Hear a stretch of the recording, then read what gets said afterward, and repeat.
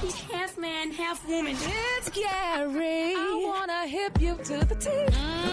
It's Gary, baby. Gary has the tea and the color of the day. What up, Gary? Good morning, Ricky. Good morning, America. Good morning to you. It's Monday, a beautiful, beautiful day in the neighborhood. And here's what's happening in celebrity news, y'all. Everybody's raving, y'all. Kelly Rowland's new movie, Mia Culpa, y'all. Now, they're saying, y'all, it's the latest film from us comedy magnate, Mr. Tyler Perry. And they're saying it has received a lashing from reviews. Now, they're saying, y'all, the film is illegal.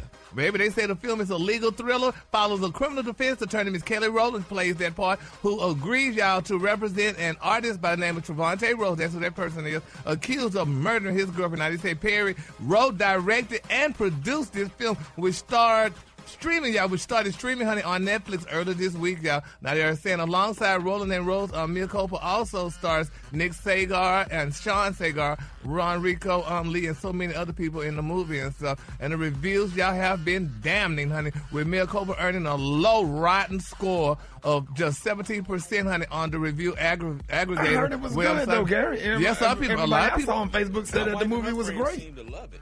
Oh, really? Yeah. Well, baby, they said, honey, they said this is the worst film Tyler Perry ever made in his They life. just be hating on Tyler Perry, man. I really know. believe, and I know some professional people, like some publicists and different people that do stuff like this for a living, that said that was a great film. Yeah, they said Kelly did an amazing job. Absolutely. Now, they said she did an amazing job with what she had to work with. They're saying Mia Culpa, from start to finish, this is quite simply the worst Tyler Perry film to date. They said one person wrote on X Twitter, they said, I'll go as far to say it's probably one of the worst films I've ever had the displeasure to sit through. Not one shred of emotion, not one tear or laugh. They said nothing for 120 minutes, honey. But I'm wondering if Savannah Gulch had something to do with that, honey. Because when she walked out at, off of Today, honey, and didn't do that damn sit there for Today, I wondered if Savannah had all her people to go out and write stories on that and stuff. Cause, honey, that's not a good look. You never know, Ricky, baby. Savannah have power.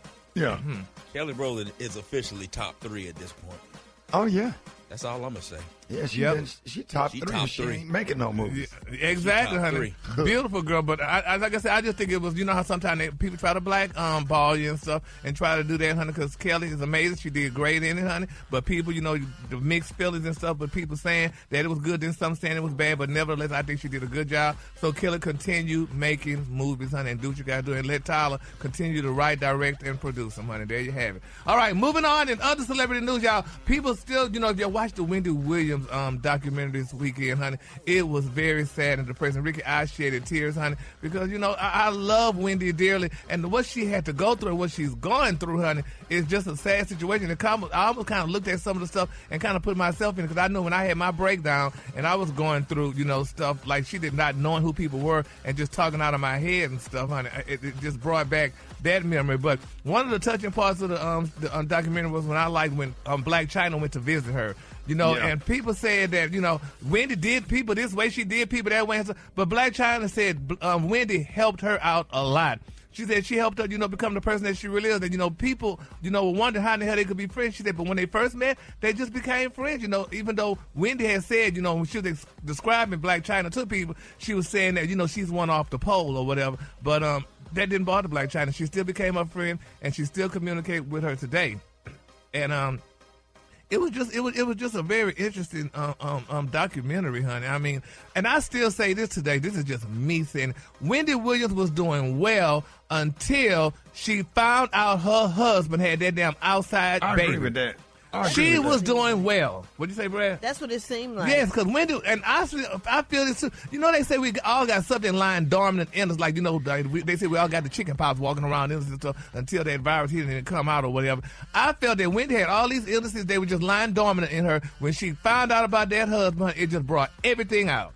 It just brought it out. Yeah. It did it. I think she had issues, they saying, but the nephew that was on those episodes, he said that Kevin kind of kept her, you know, in order. Like he woke her up. He made sure she ate. He made sure she, you know, he kind of took care of her and made sure she stayed on point, like as her manager too. So when he left, and she had none of that. Exactly. She didn't trust nobody. No, and then after what he had done, because like she said, honey, She knew that he was allegedly having all these affairs and stuff. Once he had the baby. But once he had the baby, that's it. And she said when he came home one night and they were in the bed talking, she was talking about it, and he said he had to tell her stuff. And when she said, "What you got to talk about your B?" and she had a baby, and that's what it was. She said, "Divorce." Yeah. That was that, because that was definitely a humiliating thing for her. And like I said, she loved this man. She put all her trust in him and stuff and what have you. And when something like that happened, it just tore her apart. And it's a sad situation how something like that could happen to a person.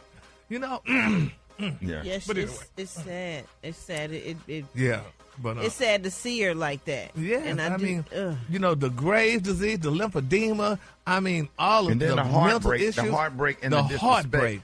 And then I didn't take a lot of that stuff personally, because sometimes Wendy Williams would go on there and roast me. And Brad, we were sitting in the, getting ready for Dish Nation, and she was. I don't care. No, I'm just saying in a nice way. You know, she would talk about either me or Brad or something. I just remember us being in there getting hair and makeup done or whatever, but we just still love her. Like, we still love her. You know what I'm saying? Yes. She wasn't harsh with me, never was harsh with anybody I ever saw or whatever. Yeah. I know she had a battle, but I don't like to see nothing like that happen to her. Yeah, you know? and I feel that's her job. That was her job. I mean, her job is an entertainment report. That was her job. When a police officer go out and do what they need to do and what have you and stuff, get shot or whatever situation is, that's their job.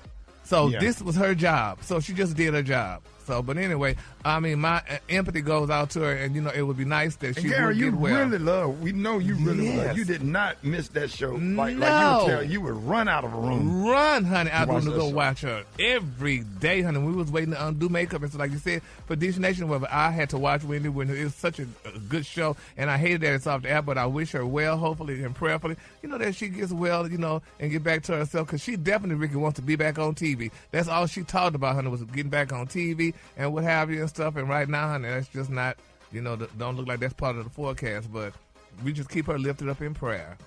All right, the color of the day is one of my favorite colors. My color today, y'all, is venturine. On the high end, you say aventurine, and on the low end, just say beautiful green. That's your color for today.